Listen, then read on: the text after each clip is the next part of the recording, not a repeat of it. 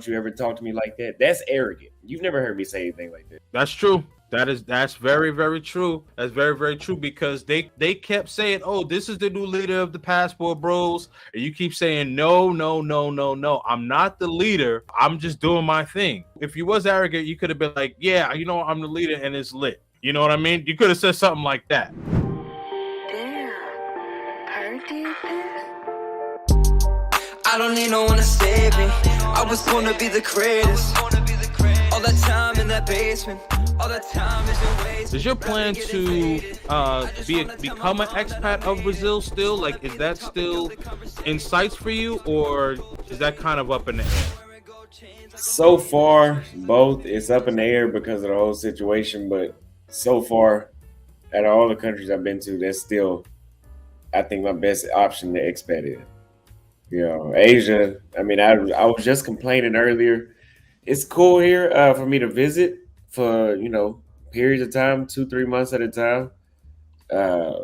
But it's not for me. Let's just say that. It's really not for me. Asia's not for you? No. Oh, okay. So the continent of Asia is not So okay. far. So far. I've been Right. to Thailand, Philippines, Cambodia, Vietnam. Yeah. Vietnam is my number one, Thailand number 2, Cambodia number 3, Philippines number 4. But I'm gonna do more traveling, but I don't really see Asia being no. Okay. So you'll visit, but not become an expat. No, not at all. Okay, I mean, got it. it would have Got to it. be a consequence, but I wouldn't choose to come here. Now with Brazil getting ready to become like a first world country, and I would say probably within like the next like 10-15 years, it may even be even less than that because Brazil and China actually came to an agreement to use their own currency, not the US dollar. So Brazil becoming a first world country may be even sooner than that. But due to the fact that Brazil is going to become a first world country and that feminism is spreading, would you actually recommend like fellow travelers to go to Brazil or Latin America? Yes, Okay. absolutely. Because I don't know, it could be a first world country, but I really don't see it getting like the United States. Plus, those are just different people. They're just different. That's kind of. They had to be a little closer to that goal for me to actually see what that would look like. But yes, Yeah. I mean, I advise people to go everywhere. You know, I didn't want to travel through Asia as much as I did the rest of the world, but I'm still going to do it. There's Right. not really anywhere, unless if it's dangerous or extremely boring, there's nowhere I'm not going to go. I did see that super chat. Can you pull up that super chat for me? Thank you so much. Shout out to JWL for the $20 super chat. Gentlemen, just want to share my appreciation for what you're doing. 44-year-old white man, it's bad for us too. Oh man, yes, no, you're absolutely right. You are absolutely right. I actually did a reaction video last week, and there was a panel full of white women, and it was a white guy, and he basically was talking to them about the same things that we talk about in our community. And this is why, like, I always stress that it's not just black women, it's modern Western women, it's the modern mentality. It doesn't have a race, it's the mentality. And I try to hyper focus on that because every time when you see the critics or the detachers or say, "Oh, it's you guys are always talking about black women, black women, black women, black women." No, it's all women. Yeah. You coming down with a cold? You still dealing with the allergy stuff, man? Yeah, I just got back from the pharmacy, so that's one thing I don't like about most Asian countries I've been to.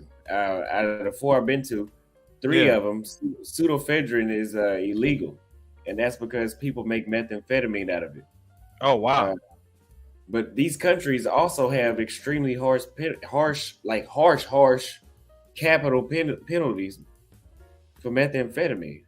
Yeah. So I mean, if they're still willing to use it, Right. I'm getting punished for it.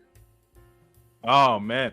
Now I see why you're like basically you're just kind of like, yeah, I can't live here. If you can't Yeah, even breathe right. it doesn't make it any better the fact that I'm sick every other week. Yeah, no, I feel you. I mean, listen, if you can't even breathe right, you like, man, listen, this ain't for me. Yeah. I hear you, man. I hear you. As I mentioned, like with these false narratives, right?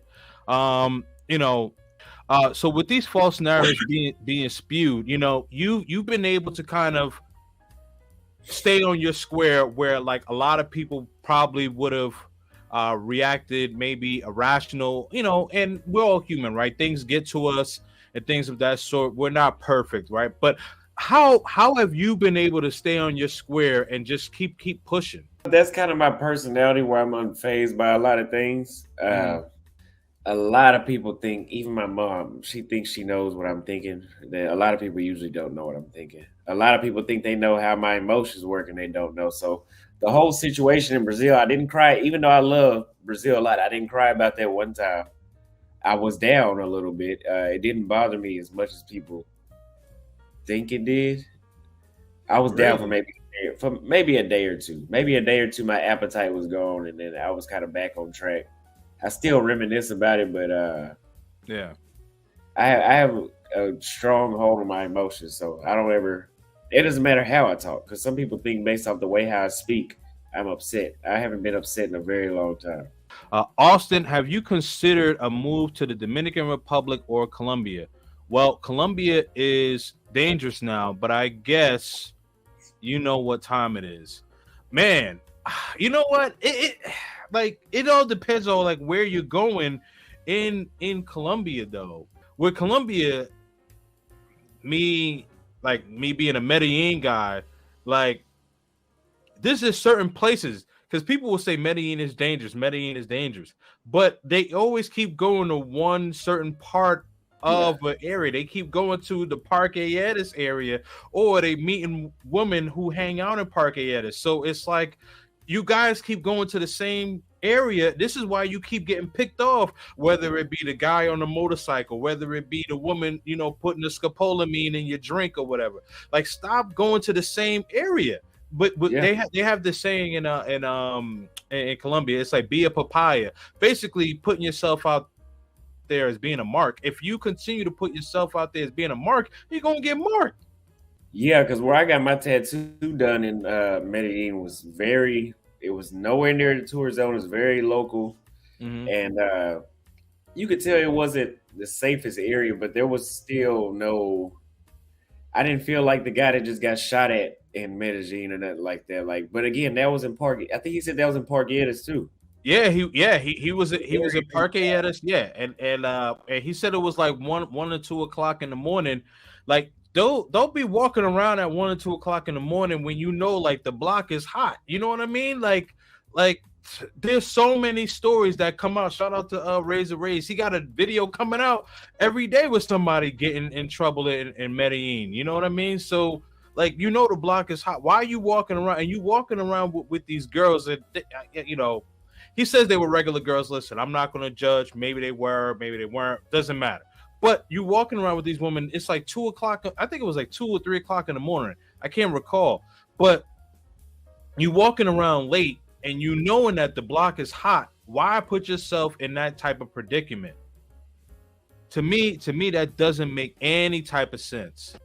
Let's kind of transition into the passport bros. Now I know that you put a video up and I actually reacted to it last week that you're no longer using the term passport bro, right?